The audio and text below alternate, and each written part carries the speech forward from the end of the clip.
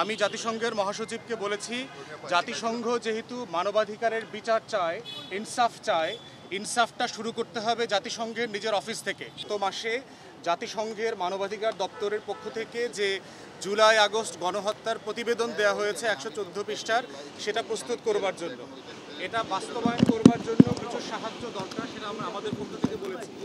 প্রথম যেটা দরকার আমরা বলেছি সেটা হচ্ছে যে জাতিসংঘের 3টা প্রতিষ্ঠানে এখনও পতিত স্বৈরাচার শেখ পরিবারের 3 জন আত্মীয় কাজ করছে। আমি জাতিসংঘের মহাসচিবকে বলেছি, জাতিসংঘ যেহেতু মানবাধিকারের বিচার চায়, ইনসাফ চায়, ইনসাফটা শুরু করতে হবে জাতিসংঘের নিজের অফিস থেকে।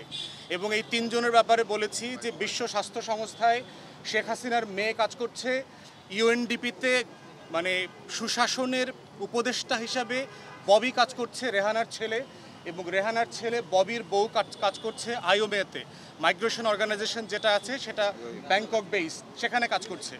এবং যারা গত 15-16 বছর ধরে যেই পরিবারটা বাংলাদেশকে শোষণ করেছে, নির্যাতন করেছে, তাদের সদস্যরা যেই নেপোটিজম, স্বজনপ্রীতির মাধ্যমে বাংলাদেশের অংশ হয়ে এই সব জায়গাতে কাজ পেয়েছে, আমরা বলেছি এই অ্যাপয়েন্টমেন্টগুলোকে রিভাইজ করবার জন্য।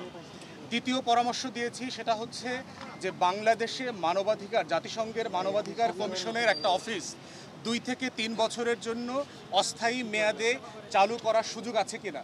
তাহলে গণহত্যার বিচার, মানবতা বিরোধী অপরাধের যে বিচারের দায় বারবার এসছে, এই বিচার প্রক্রিয়াটাকে দেখাশোনা করা, এটাকে যদি কোনো টেকনিক্যাল অ্যাসিস্ট্যান্সের প্রয়োজন আসে, আন্তর্জাতিক মান রক্ষা হচ্ছে কিনা, যেন এই বিচার প্রক্রিয়া নিয়ে ভবিষ্যতে কোনো প্রশ্ন তৈরি না হয়, তাই জাতিসংঘ যেন সেই মানটা ধরে রাখতে পারে, তাই আমরা বোধ করছি যে এরকম একটা অফিস 2-3 বছরের জন্য স্বল্প মেয়াদে প্রতিষ্ঠা করা যায় কিনা।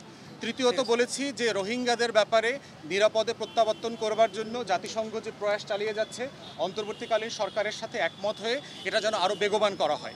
এইটা হচ্ছে মোটা দাগে আমাদের ব্রিফিং ছিল। থ্যাংক ইউ, সবাইকে ধন্যবাদ।